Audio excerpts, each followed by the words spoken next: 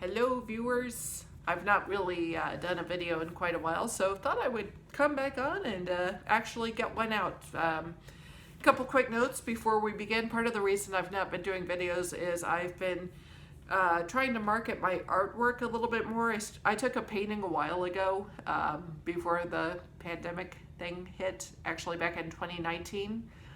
But I just started taking art classes and got to a point where I felt comfortable marketing my art and selling it, and I thought, why not do that? So I will post two links below. One is to my Etsy shop where you can get original paintings that I've done, and the other is to a Pixels Fine Art America site of mine where I upload images of my artwork that can be printed on things like t-shirts, sweatshirts, coffee mugs, duvet covers, phone cases, etc., etc. So if you're into that, you can go to that site. If you want an original painting, you can go to my Etsy store. So yeah, actually that an image of that painting is on my Pixels site.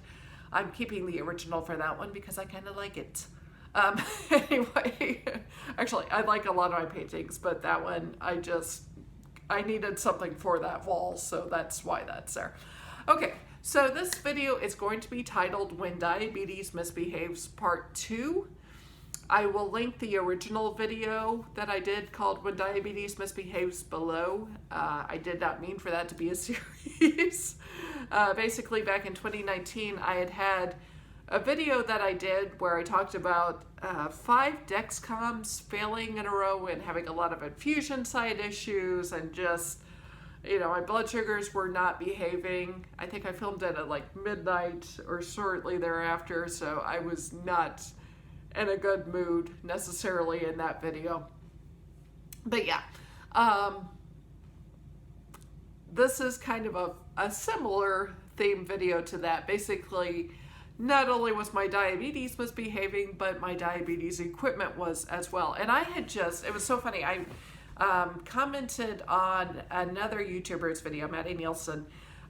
She was having some issues with Omnipod and was thinking of going to Tandem. I was like, yeah, you should go to Tandem. Tandem's great. Meanwhile, I'm like having issues with my infusion sites for Tandem, but it really is a good pump. The t:slim X2, I highly recommend it. Control IQ has just been a game changer for me.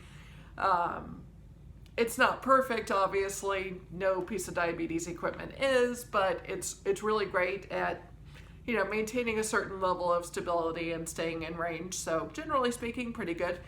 But I had just gotten to where, once again, I was having some issues with infusion sites, largely due to the fact that I was on multiple daily injections for about 30 years. And unfortunately, the only infusion sets that work for me really are the Autosoft 90. I would imagine the XC would work as well, but I just use the 90 first, so that's what I've stuck with. I've tried the Autosoft 30 a lot of times.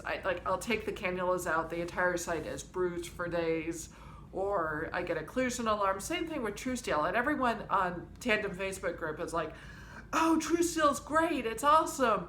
I don't have any occlusions at all with TrueSteel. I'm like, I get woken up at 2 o'clock in the morning, 3 o'clock in the morning, and then throughout the day, I have occlusion alarms if I use TrueSteel. So different sites work for different people, I guess. But anyway, yeah, I was having issues with my Autosoft 90, similar to what I'd had before, which is basically the site had become swollen where the insulin was going in. And this time, the area around the sites was actually becoming really red and inflamed. And I had a site on my arm that, like, it just hurt like crazy the entire time, and I was getting occlusion alarms at night from it, and it looked really red. And I took the site out a day early, and it looked terrible. And I was like, this has an infection in it. And I put a new site in, and that one was kind of irritating me, and I thought, I can't deal with this. I'm changing sites like every 2 days. Thankfully, I had a couple extra boxes of infusion sets on hand, kind of a long story, but I was like, I normally am able to wear infusion sets for 3 days. I'm having to change them once a day, once every 2 days. The absorption is terrible. I'm using 40 units through my insulin pump and injecting another 30, and normally I just use 25 to 35 units through my pump and I'm good. What's going on? So I was panic stricken, and I put something out on Twitter about it'd be nice if my Tandem pump actually worked.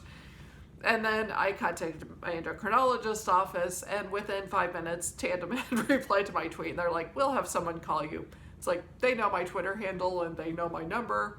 They've dealt with me quite a bit, so I don't know if I should be frightened by that or not, but yeah, they did have someone reach out.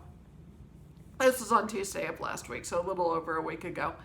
And I was talking to the gal, I said, yeah, generally Autosoft 90 really works well for me. Unfortunately, I have to limit it to my abdomen. I tried putting one in my arm, but that one got infected, and I don't have a lot of room on my arm because I don't have a lot of body fat there. I don't have a lot of body fat on my legs. I'm a kickboxer. My abdomen is the only place I have enough of a layer of fat where I can put an infusion site. And she said, what size cannula do you use? And I said, I use a 9mm. And she said, have you considered using a 6mm? And I said, but I thought that was for people who actually were a little bit younger. And she said, no, it works for people who are muscular too. You might actually find that you're able to put like a cannula in your leg, an infusion set in your leg, even though you don't have as much body fat there. So why don't I ship you a box of 6mm cannula Autosoft 90s. If those don't work, you can try Verisoft, see if that works.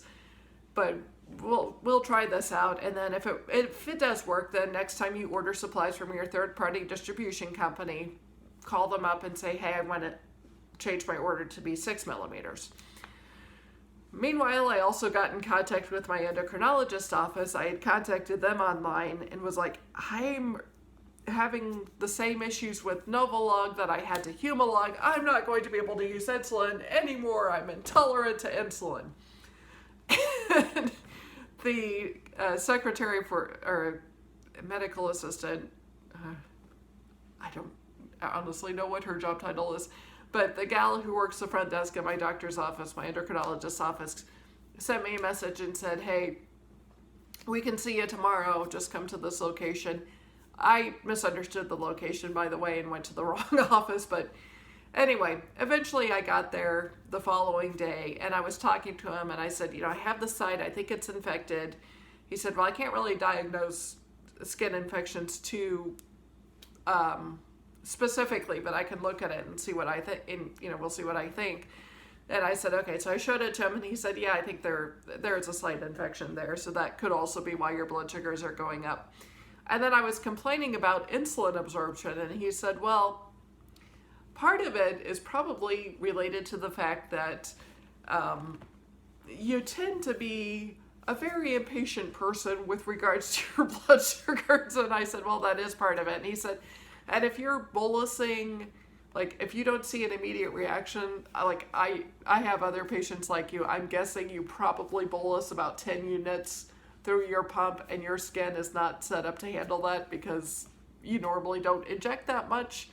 And I said, yeah. And he said, well, what I'm going to recommend we do is I will take a look at your pump settings, and we can tweak them here and there, try to see if we can get something that works a little better for you. And so we changed my insulin to carb ratio from 1 to 20 to 1 to 15. And he said that should make more of a difference. Like you'll see your blood sugars drop a little more quickly. You might have some insulin resistance, but it's not as bad as I think you think it is.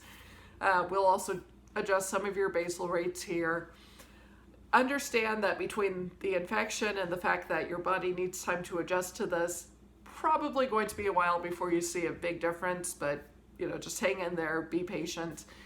Anyway, long story short, finally Sunday evening, I had a site in that worked. I changed it Wednesday to one of the 6mm cannula sites, and that seems to be working. I actually have it on my thigh. I can't really show it because I have long pants on, and also, let's see, maybe, yeah, it's like right there is where the infusion site is.